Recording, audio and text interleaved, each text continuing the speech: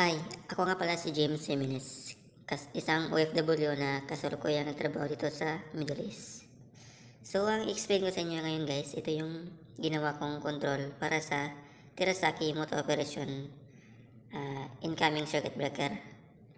So, ang purpose pala ito guys, para mag auto off charge at saka auto on discharge ang Terasaki Motor Operation incoming circuit breaker.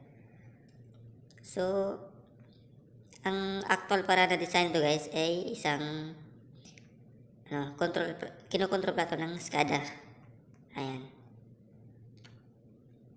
Dahil pag may mangyaring abnormality guys, automatic mag-command yung BMR na shunt trip yung incoming circuit breaker.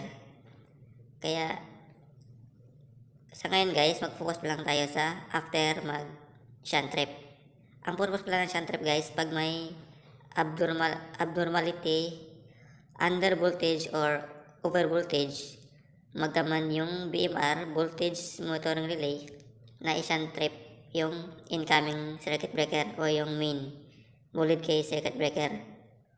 So, ang ginawa ko ngayon guys, dahil hindi pa tapos yung control sa SCADA, ginamitan ko muna ng delay on, delay off timer. Yan, dalawa yan. Tapos, ginamitan ko ng isang relay para i-cut niya yung dalawang timer pabalik sa normal. Kasi ang control niyan guys, sa actual niya control guys, pag sa SCADA yan guys, one click lang yan. One click. One click off charge, tapos one click on mag-discharge yung motor. So, ngayon guys, ipalagay natin na naka-shunt trip naka-shunt trip yung motor. Ayan. Palagay natin. I-on ko yan guys, i-on. Tapos, ayan.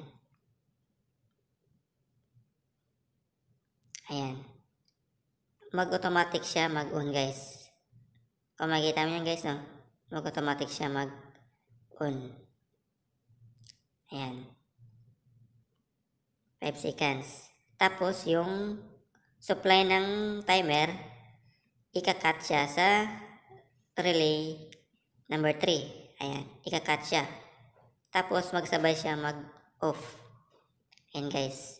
Mamaya guys, ipakita ko sa inyo yung actual na operation sa Terasaki motor operation sa MCCB. Ayan guys, ito yung actual na operation nyo guys. Ayan. Yung posisyon nyo guys, nag-shunt trip yan. Dahil command yung BMR. Ayan.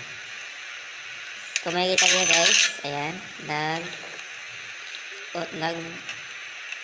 auto off charge siya. Tapos auto on discharge naman yung motor. So, ganun yung purpose ng control yan guys. Ayan. Nakita mo yan guys, nakailaw na yung mga branches.